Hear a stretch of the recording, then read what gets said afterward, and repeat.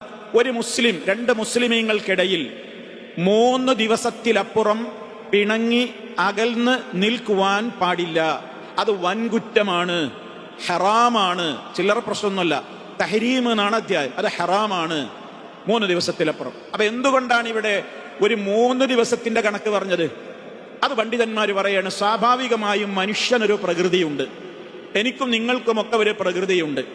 ഒരാളുമായി തെറ്റിക്കഴിഞ്ഞാൽ, ഒരാളുമായി നേരത്തെ ഉണ്ടായിരുന്ന മാനസികമായ സന്തോഷവും സമാധാനവും നഷ്ടപ്പെട്ട് അകൽച്ച ഉണ്ടായിക്കഴിഞ്ഞാൽ സ്വാഭാവികമായും ഒരു 3 ദിവസം മനുഷ്യന്റെ പ്രകൃതിപരമായുള്ള ചില ദുസ്വഭാവങ്ങൾ അത് നിലനിന്നേക്കും.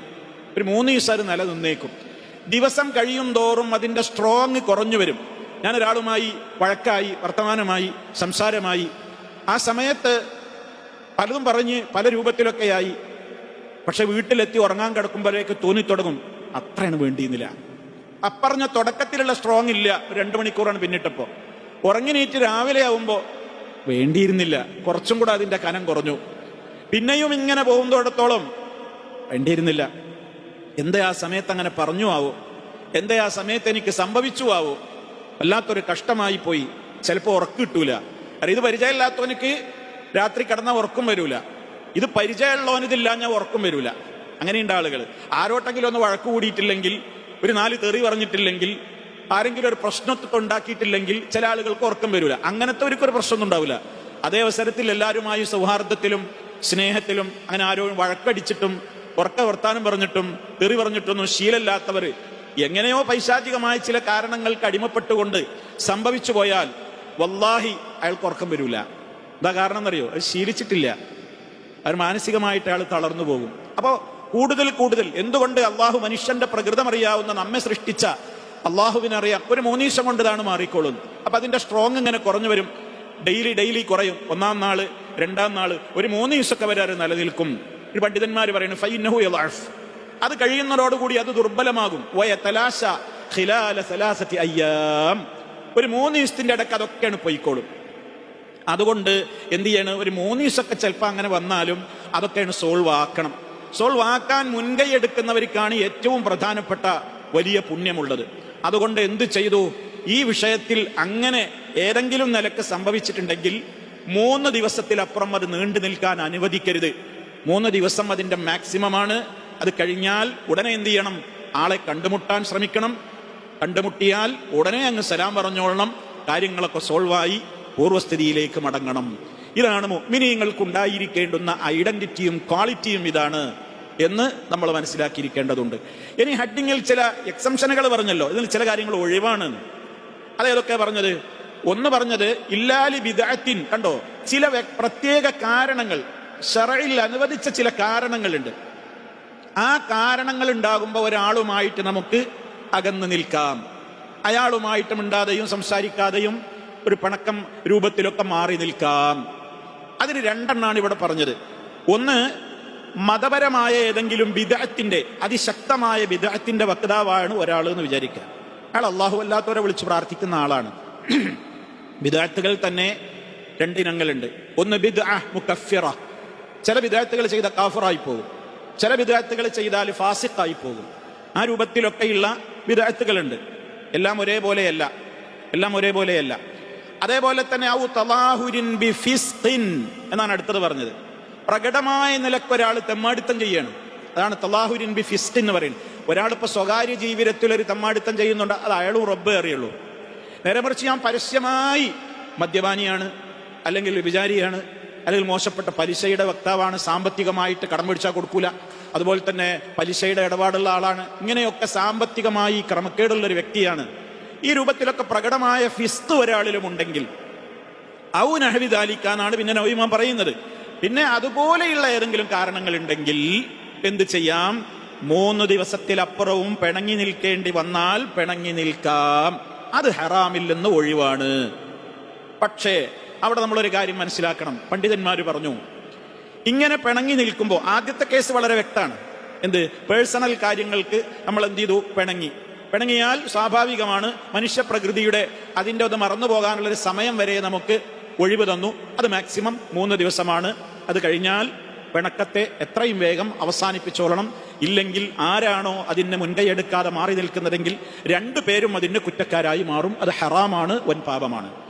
രണ്ടാമതിൽ മനസ്സിലാക്കേണ്ടത്, എന്നാൽ 3 ദിവസത്തിലപ്പുറവും അനുവാദം തന്നിട്ടുള്ള കേസുകൾ ഏതാണ്? ഒന്ന്, മതപരമായ നിലക്കുള്ള ബിദ്അത്തുകളും ശിർക്ക് ബിദ്അത്ത് ആ രൂപത്തിലുള്ള പ്രവർത്തനങ്ങളോ, അല്ലെങ്കിൽ തെമ്മാടിത്തപരമായ പ്രവർത്തനങ്ങളോ. അതുകൊണ്ടാണ് 2 പ്രയോഗങ്ങൾ നമുക്ക് റിപ്പോർട്ടുകളിൽ കാണാൻ സാധിക്കും. ഇപ്പൊ ഫുഖഹാ, കർമ്മശാസ്ത്ര പണ്ഡിതന്മാരും ഉലമാക്കളും ഒക്കെ അവരുടെ ഗ്രന്ഥങ്ങളിൽ ഇങ്ങനെ ആളുകളെ ബഹിഷ്കരിച്ചു മാറ്റി നിർത്തുന്നതിന്റെ കാരണങ്ങളെ കുറിച്ച് പറയുന്നിടത്ത് പറയും, ഇല്ലാലി മുബ്തദിഇൻ ഔ ഫാസിഖിൻ. മുബ്തദിഇ, ഫാസിഖ്. മുബ്തദി എന്ന് പറഞ്ഞാൽ എന്താ? മതത്തിൽ ഇല്ലാത്ത കാര്യങ്ങൾ കൂട്ടിച്ചേർത്ത് പ്രവർത്തിക്കുന്നയാളാണ് ആര്? മുബ്തദിഇ. പുത്തൻവാദി എന്ന് പറയാം, പുത്തനാശയക്കാര്, പുത്തൻവാദികള് എന്നൊക്കെ പറയാം. മറ്റൊരു ഫാസിഖാണ്. അത് അയാളുടെ ബിഹേവിയറിലുള്ള, അയാളുടെ സ്വഭാവത്തിലുള്ള വ്യത്യാസങ്ങളാണ്. അയാൾ തെറി പറയും, അതുപോലെ തന്നെ മദ്യപിക്കും, അങ്ങനെയുള്ള തിന്മകൾ. ഇതൊക്കെയുള്ള ആളുകൾ ഉണ്ട് എന്ന് വിചാരിക്കുക. അവരോട് അകൽച്ച പാലിക്കാം. പക്ഷേ അവിടെ നമ്മൾ മനസ്സിലാക്കേണ്ടത്, അങ്ങനെ അകൽച്ച പാലിക്കുമ്പോൾ നമ്മൾ ഒരു കാര്യം പ്രത്യേകം മനസ്സിലാക്കണം. അതെന്താണ്? ഞാൻ ഈ വ്യക്തിയുമായി അകൽച്ച പാലിച്ചു കഴിഞ്ഞാൽ അതെത്രമാത്രം അയാളിൽ സ്വാധീനമുണ്ടാക്കും എന്ന് ഞാൻ പരിശോധിക്കണം. ഉദാഹരണം, എൻ്റെ ബന്ധപ്പെട്ട, ഞാൻ അറിയാവുന്ന, അല്ലെങ്കിൽ എനിക്ക് പരിചയമുള്ള കുടുംബത്തിലോ അയൽവീട്ടിലോ അല്ല ആരാവട്ടെ ഒരു വ്യക്തി, അയാളിൽ പ്രകടമായ ബിദ്അത്തുണ്ട്, അയാൾ ബിദ്അത്തുകാരനാണ്, ഇസ്ലാമികമായ ഒരുപാട് മതനിയമങ്ങളിൽ അയാൾ പിറകോട്ടാണ്. ഇനി അതല്ലെങ്കിൽ പ്രകടമായ നിലക്ക് തെറ്റുകൾ ചെയ്യുന്ന ഒരു തെമ്മാടിത്തം പ്രവർത്തിക്കുന്ന ആളാണ് നമ്മൾ വിചാരിക്കുക. അങ്ങനെയുള്ള ഒരാളായിട്ട് അകലം പ്രാപിക്കണോ വേണ്ടേ? അവിടെയും ആലോചിക്കണം. എല്ലാവർക്കും ഒരേ നിയമമല്ല. ഈ ആളെക്കുറിച്ച് നമ്മളൊന്ന് പഠിക്കണം. എന്താണ് അവിടെ പരിശോധിക്കേണ്ടത്? ഞാൻ ഇയാളുമായി ഇനി ഞാൻ മിണ്ടൂല, ഇനി ഞാൻ നീയുമായിട്ട് ഒരു ബന്ധമില്ല, നമ്മൾ തമ്മിൽ ഇനി യാതൊരു ബന്ധമില്ല, ഇനി എൻ്റെ വീട്ടിലും ഇല്ല, ഞാൻ നിന്റെ വീട്ടിലില്ല, യാതൊരു നിലക്കില്ല. അങ്ങനെ സമ്പൂർണമായൊരു ബഹിഷ്കരണം അങ്ങനെ മാറ്റി നിർത്തിയാൽ ഇയാൾ നന്നാവാൻ സാധ്യതയുണ്ടോ? ശരിക്കും ശ്രദ്ധിക്കണേ. ഇയാൾ നന്നാവാൻ സാധ്യതയുണ്ടോ? ഇയാളിൽ അതൊരു മാറ്റം വരുത്താൻ സാധ്യതയുണ്ടോ? ഞാൻ അങ്ങനെ ഒരു പിണക്കം ആ രൂപത്തിൽ അങ്ങനെ ബഹിഷ്കരണം നടത്തിയാൽ അയാളിൽ എന്തെങ്കിലും ഒരു വ്യത്യാസത്തിന് എൻ്റെ ആ ബഹിഷ്കരണം നിമിത്തമാകുമോ? എങ്കിൽ മാത്രമാണ് പണ്ഡിതന്മാർ ഈ വിഷയത്തിൽ എന്ത് പറയുന്നത്? അത് അനുവദനീയാണ് എന്ന് പറയുന്നത്. അത് ഞാനങ്ങനെ മാറ്റി, അയാൾക്കത് വല്ലാതെ വേദനിച്ചു. അപ്പം അയാൾ പുനരാലോചനക്ക് തയ്യാറാകും. ഓ, ഞാനിപ്പോൾ ഇങ്ങനെ വിദേഹത്തും തെറ്റായ കാര്യങ്ങളും തെമ്മാടിത്തൊക്കെ പ്രവർത്തിച്ചിട്ടല്ലേ എന്നോട് ഏറ്റവും ഇത്ര കാലം സ്നേഹം ഉണ്ടായിരുന്ന ആളിങ്ങനെ ഇപ്പം എന്നോട് വെടിഞ്ഞു നിൽക്കുന്നത്, എനിക്കത് സഹിക്കാൻ പറ്റൂല, ഞാനൊന്ന് ആലോചിച്ചേ പറ്റൂ. അപ്പൊ എൻ്റെ ആ വിട്ടുനിൽക്കലും ബഹിഷ്കരണവും അയാളിൽ സ്വാധീനം ചെലുത്തുമെന്നുണ്ടെങ്കിലാണ് ഈ ബഹിഷ്കരണം ഇസ്ലാം അനുവദിക്കുന്നത്. നേരെ മറിച്ച് പണ്ഡിതന്മാരവിടെ മറ്റൊരു കാര്യം പറഞ്ഞു, നമ്മുടെ ബഹിഷ്കരണം കൊണ്ട് അയാളിൽ ഫസാദ് കൂടുകയേ ഉള്ളൂ എങ്കിൽ എന്ത് ചെയ്യരുത്? അയാളെ ബഹിഷ്കരിക്കരുത്. അയാളെ ബഹിഷ്കരിക്കരുത്. എന്താ കാരണം? അയാൾ പറയും, ഏതായാലും തെറ്റില്ലേ, ഇനി എനിക്ക് തോന്നിയതുപോലെ ഞാൻ ചെയ്യും. 2 നേരം കുടിച്ചെന്നോ പറയണം, ഞാൻ 3 നേരം കുടിക്കാൻ പോവുകയാണ്, ഏതായാലും മുങ്ങി, ഇനിയിപ്പോൾ കുളിരൊന്നുമില്ലപ്പോൾ, ഏതായാലും പാവം തെറ്റില്ലേ, പോണവരൊക്കെ പോട്ടെ. അപ്പൊ അയാൾ തെമ്മാടിത്തത്തിലും അതുപോലെ തന്നെ തോന്നിവാസത്തിലൊക്കെ മുഴുകുകയുള്ളൂ. ഞാൻ വിട്ടുനിന്നുകൊണ്ട് ഒരു കാര്യമല്ല, അയാൾക്ക് അതന്നെ ഒരു തണലായി മാറും.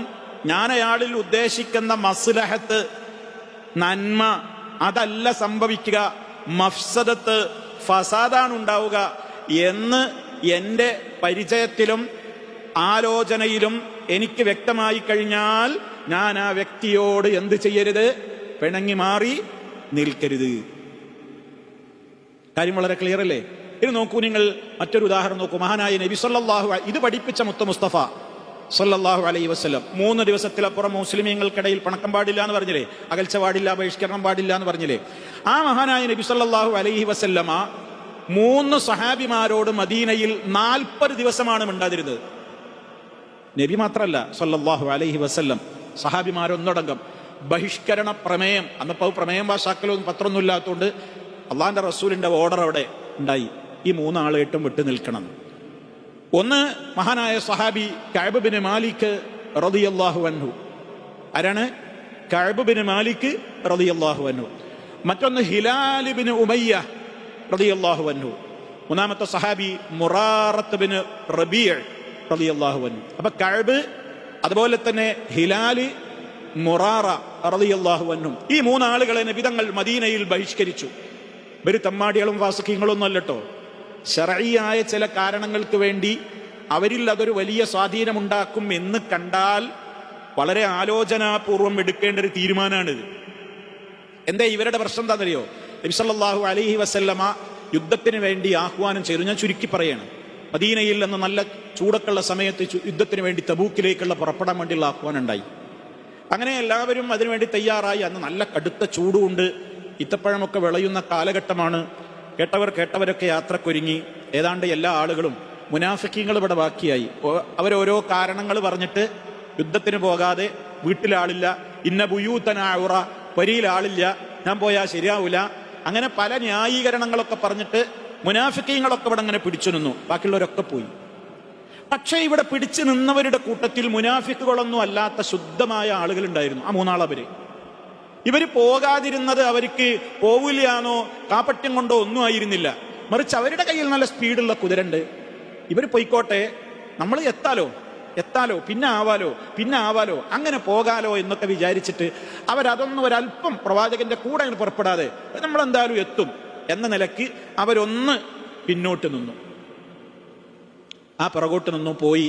പിന്നെ പടച്ചറബിന്റെ ഒരു തൗഫീക്കല്ലേ, ഏതൊരു നല്ല കാര്യത്തിലും തുടക്കത്തിലാണ് ഉണ്ടായില്ലെങ്കിൽ ചിലപ്പോൾ പിറകോട്ടാണ് പോകും. ആ തൗഫീക്കാണ് നഷ്ടപ്പെടും.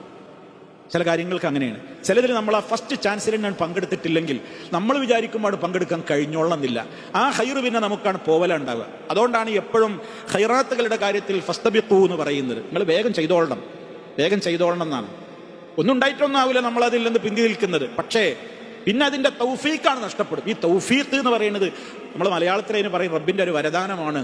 അള്ളാന്റെ ഒരു തൗഫീഖ് റബ്ബിന്റെ ഒരു വരദാനമാണ്, എല്ലാവർക്കും കിട്ടൂല. തൗഫീഖ് നഷ്ടപ്പെടുക എന്ന് പറഞ്ഞാൽ അത് വലിയ ഒരു അപകടമാണ്. ഏതൊരു കാര്യം ചെയ്യാൻ ഒരു തൗഫീഖ് വേണം നമ്മൾ പറയലോ, ആ തൗഫീഖ് നഷ്ടപ്പെടും ചിലപ്പോൾ. അപ്പൊ ഇങ്ങനെ ഉണ്ടായി. ചുരുക്കി പറഞ്ഞാൽ ആ യുദ്ധം കഴിഞ്ഞ് സഹാബിമാര് തിരിച്ചു വന്നു. ഇവർക്ക് പോകാൻ പറ്റിയില്ല. പിന്നെ ആവാലോ എന്ന് വിചാരിച്ച് ഇവർക്ക് പോകാൻ പറ്റില്ല. യുദ്ധം കഴിഞ്ഞ് വന്നു. അള്ളാന്റെ റസൂലിനൊരു പതിവുണ്ട്, നിസ്കാരം കഴിഞ്ഞാൽ എല്ലാവരോടും പിന്നെ കാര്യങ്ങളൊക്കെ തിരക്കും, യുദ്ധവിവരങ്ങളൊക്കെ പങ്കുവെക്കും. ഇവിടെ നിന്നീ ആളുകളോട് എന്തേ കാരണം എന്ന് ചോദിക്കും. അപ്പൊ റസൂലിനോട് പലരും വന്നിട്ട് ഇങ്ങനെ കാരണങ്ങൾ പറയാൻ തുടങ്ങി. വീട്ടിലാളില്ലായിരുന്നോ, മറ്റേതായിരുന്നോ, മറിച്ച്. അള്ളാന്റെ റസൂലിന് ആരാ ഏതൊക്കെ ആളുകൾ എന്തൊക്കെയാ പറയുന്നത് എന്നൊന്നും അറിയില്ലല്ലോ കൃത്യമായിട്ട്. തങ്ങളത് കേട്ടു, ആയിക്കോട്ടെ ഞാൻ വിട്ടു. മുനാഫിക്കങ്ങളെ കുറിച്ച് മുനാഫിക്കങ്ങളും കൂട്ടത്തിൽ വരുന്നുണ്ട്. അവസാനം ഈ മൂന്നാളുകളെ കേസ് വന്നു. ഇവർക്ക് കാപ്പട്ടിയൊന്നുമില്ല, കാരണമൊന്നും പറയല്ല. അവർ സത്യങ്ങൾ തുറന്നു പറഞ്ഞു ഇവരിങ്ങനെ ഉണ്ടായത്. പക്ഷെ അള്ളാഹുവിന്റെ റസൂലിന് അത് ഇഷ്ടപ്പെട്ടില്ല. അവരുടെ വിഷയത്തിൽ ഇസ്ലാമികമായി വഹയി വന്നു, അവരെ മാറ്റി നിർത്തണം. ഈ മൂന്നാളുകൾക്ക് മദീന, പിന്നെ ചുരുക്കി പറഞ്ഞാൽ മദീന എന്ന രാജ്യം പിന്നെ ഈ മൂന്നാളുകൾക്ക് സ്ഥലം തികയാതെയായി. എന്താ പറഞ്ഞത്? അത്ര വിശാലമായ മദീനയായിട്ട് പോലും ഈ മൂന്നാളുകളെ കുറിച്ചും ഖുർആൻ പറയുകയാണ് അവരുടെ ഹൃദയം കുടുങ്ങിപ്പോയി. നമ്മളൊന്ന് ആലോചിച്ച് നോക്കിയേ. ഒരു നാട്ടിൽ ഈ മൂന്നാളുകൾ ആരും കണ്ടാ മുണ്ടൂല, സലാം പറയില്ല, അവരുമായിട്ടൊരു ബന്ധമില്ല, യാതൊരു നിലക്കും കണക്ഷനില്ല, ബന്ധമില്ല. ഒറ്റപ്പെടുത്തി ഒരു പള്ളിയിലൊക്കെ വരും, ജമാഅത്തിനൊക്കെ പങ്കെടുക്കും. സഹാബിമാരും മുഖത്തൊക്കെ നോക്കൂല, സലാം പറഞ്ഞാൽ മടക്കൂല. അള്ളാന്റെ റസൂലിന്റെ അടുത്ത് പോയി നിൽക്കും ഒരു മൂന്നാളും. ഒരു നബിന്റെ മുഖത്തൊക്കെ ഇങ്ങനെ നോക്കിയിട്ട് സലാം പറയും. നബി മുഖത്ത് നോക്കൂല, സലാം മടക്കിയില്ലേ എന്ന് ഞങ്ങൾക്ക് ഡൗട്ടായിരുന്നു. അത്ര കടുത്തൊരു ബഹിഷ്കരണം ഉണ്ടായി. മദീന വിശാലമായിട്ട് പോലും അവർക്കത് വളരെ ഇടുങ്ങിയതായി തോന്നി എന്നാണ് ഖുർആൻ പറയുന്നത്. അത്ര മാനസികമായി അത് അവരിൽ സ്വാധീനിച്ചു. അതാ ഞാൻ പറയുന്ന പോയിന്റ്. അത് അവരിൽ വല്ലാത്ത സങ്കടം ഉണ്ടാക്കി. അതിന്റെ വിശദമായ കഥകൾ ഒരുപാടുണ്ട്, ഇപ്പൊ ഞാൻ അതിലേക്ക് കിടക്കുന്നില്ല. ചുരുക്കി പറയാം, 39 ദിവസം പിന്നിട്ട് 40ാമത്തെ ദിവസമാണ് അവരുടെ പശ്ചാത്താപം സ്വീകരിച്ചുകൊണ്ടുള്ള ആയത്തിറങ്ങുന്നത്.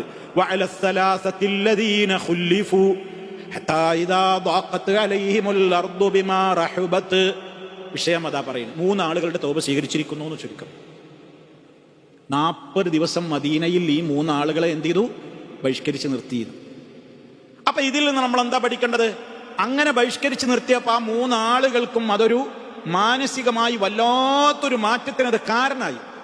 ആ സമയത്തൊക്കെ നിങ്ങൾ ചിന്തിക്കണം, പുറം രാജ്യത്ത് നിന്ന് വിവരം അറിഞ്ഞുകൊണ്ട് ശത്രുക്കളുടെ ദൂതന്മാരൊക്കെ വരുന്നുണ്ട് മദീനത്ത്.